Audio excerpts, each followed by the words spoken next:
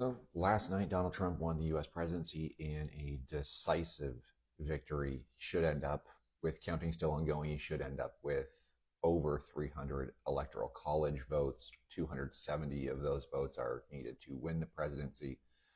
It should be the first time in around 2 decades that a Republican presidential candidate has also won the popular vote. There was a complete collapse of Democratic support, is what it looks like. But it is also like an incredible condemnation of current Democratic administration policies under Joe Biden. It's an amazing victory for Trump. Um, but there are some concerns for Peru that we should be aware of. And a lot of those concerns are economic, but we're going to start with migration, and that Donald Trump, throughout his campaign, had proposed a a mass deportation project for the United States. There were 400,000 people who left Peru last year in 2023.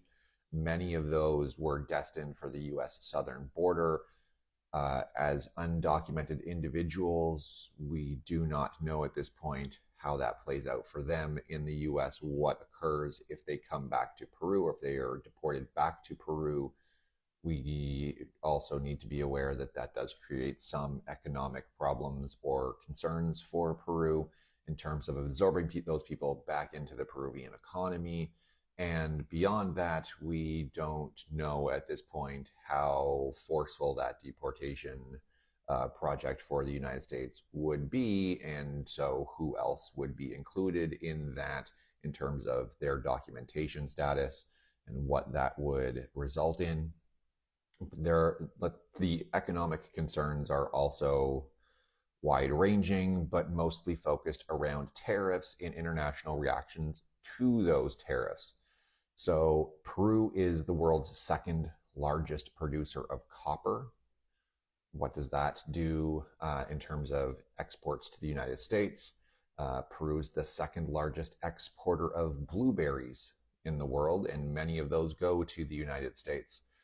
So the agricultural sector in Peru, which is large and a very, very important part of the Peruvian economy, we don't know exactly at this point how that could possibly be impacted by any tariffs or economic decisions that Trump were to put in place.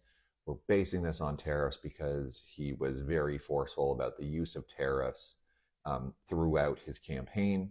There are concerns about, for instance, other parts of the agricultural industry, but mostly it's around produce, because a lot of that produce does end up in the United States. For instance, Peru is the second largest exporter of Hass avocados to the United States, only behind Mexico. So, how does that play out for avocado producers?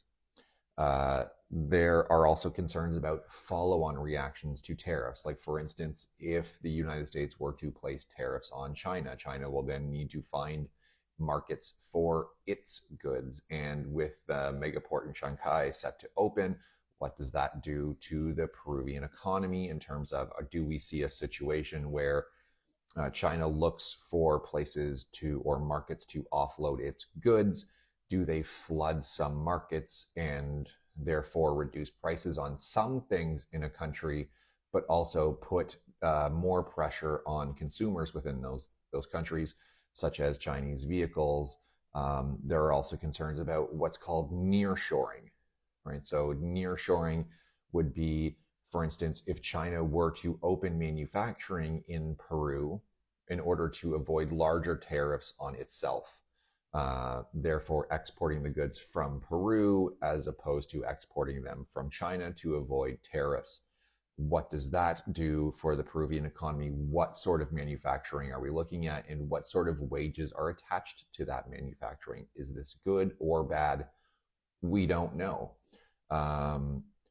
So this is a strategy that has been sort of pursued by China in northern Mexico at this point, and it has created jobs in northern Mexico and has put pressure on wages in Mexico.